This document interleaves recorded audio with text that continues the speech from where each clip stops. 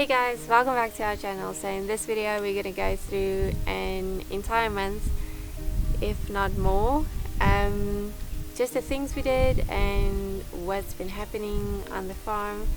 And you know, it's been a while.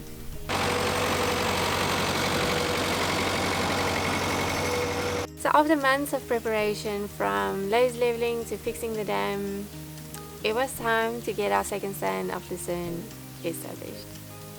If you haven't watched all our videos, I'll link them at the top and down below so you can watch them after this video.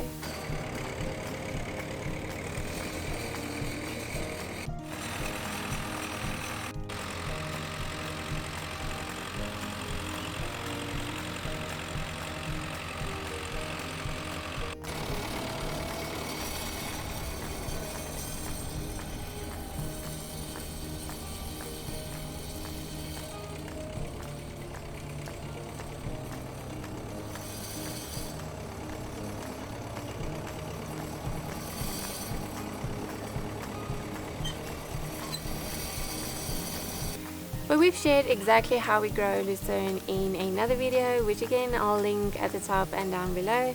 And you can go watch that if you want to see the exact steps we take to establish Lucerne. Maybe we'll do a new video on that sometime. But for now, this is just a glimpse of what we did this time.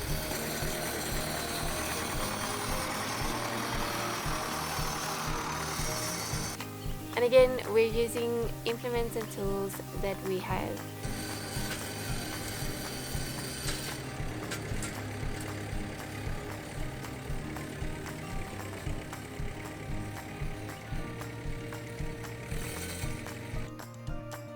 So while he's going round and round with the harrow, and believe me, this can take a while, I want to give you a moment to like this video if you enjoy our content, and if you want to see more, subscribe and hit the bell to be notified every time we post a new video.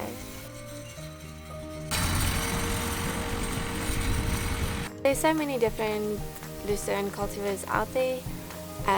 You've got the SA Standard, 007, Supernova, Aurora, and we personally prefer the Aurora. So we prefer the Aurora. It handles our winters well and it doesn't go fully dormant during the winter, and therefore it gives you that kickstart in the next season.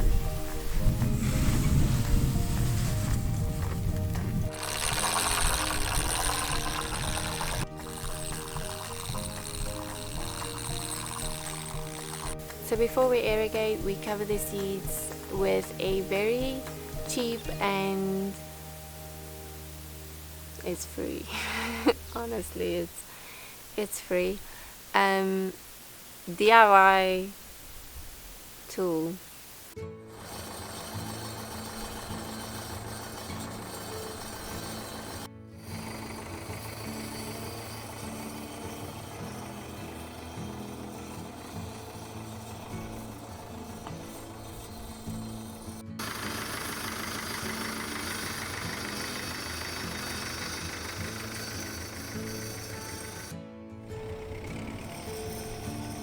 So with the Lucerne in the ground, we irrigate it religiously, and we still do. And you'll have to wait until the end of this video to see what it looks like today as I'm recording this. It's nice. So meanwhile, our lambs are getting quite fat on the last bit of mother's milk and some Karoo fowls. And as we shockingly discovered in our previous video, that they are starting to be a bit overweight, we had to get them ready to sell.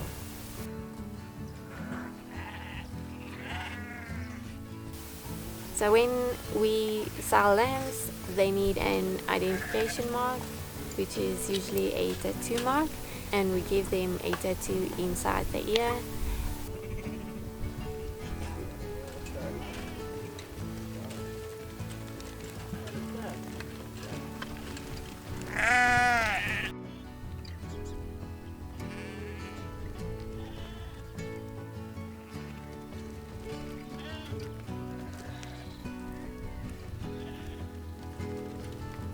So every farm has their own identification digits that fits into the tattoo pliers, and that is specific to your farm. It's the way you register your farm.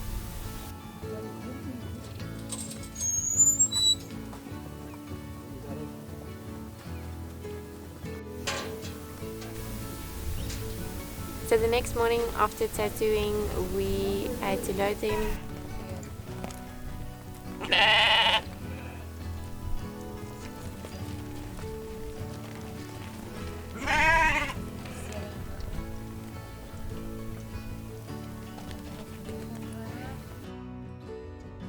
So just to be clear, we only sell the wethers, which is the castrated brand lambs, and not the ewe lambs. The ewe lambs we keep as replacement ewes until we have a big enough herd that we can start selecting for specific ewe lambs.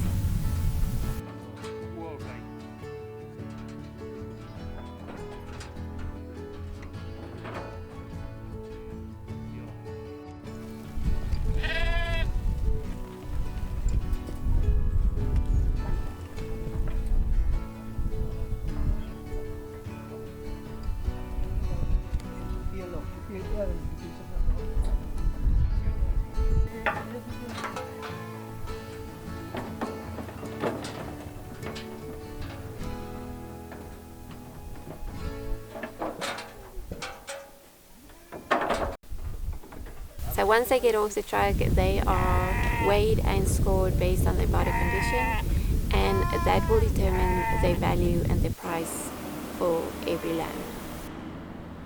And while we were incredibly satisfied with our lamb yield, we were even more so with a wet Karoo after a long dry winter for most farmers around here.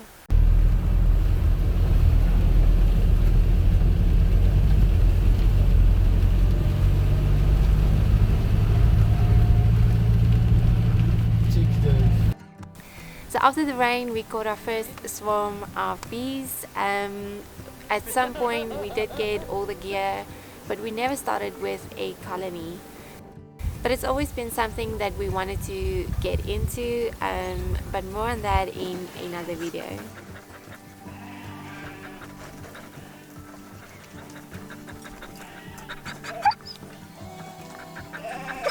So before we knew it, our ewe lambs were due for the booster vaccine.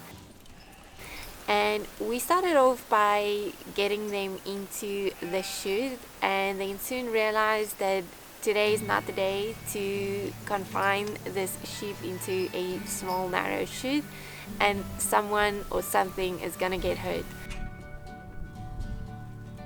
Some days they are as wild as can be, and we decided to do it the old way, where we put them down and vaccinate them in the inner thigh. Now there's a lot of farmers that argue that it's not the most hygienic spot to vaccinate them, although it is quite an easy spot to vaccinate.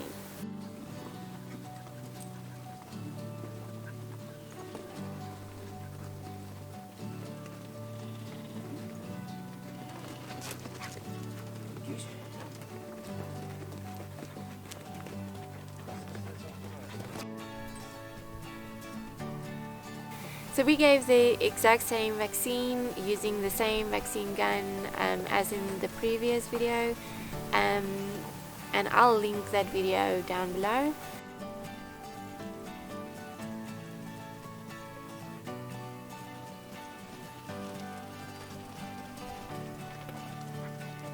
So we still need to do the rest of the herd, and they are due for their annual vaccine. It's the same vaccine, so after the ewe lambs received their first and second vaccine, which is the booster vaccine, they can go on to an annual schedule for the vaccine.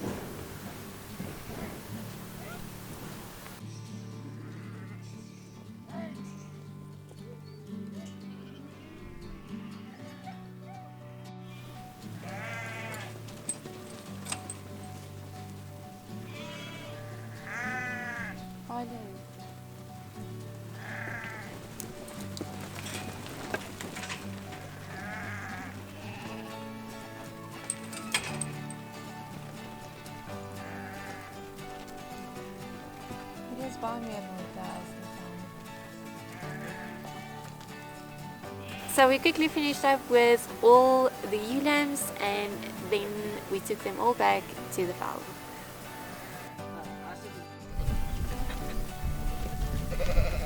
So in between all of this, we still irrigated religiously, and it's nice seeing more and more green fields coming up. So although a lot of weeds came up with this new Lucerne, it will become less and less as you start cutting the Lucerne.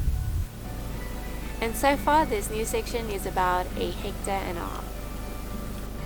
So back at home, our first stand of Lucerne was ready for their second cut for this season, and even though we didn't plan it, we started cutting and baling this section in 2 parts.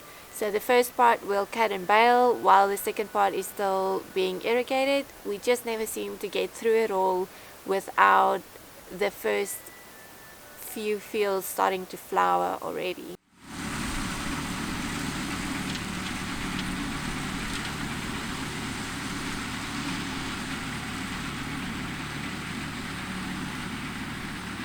So for now we did the second cut on the first part, and this coming week we'll do the second cut on the second part.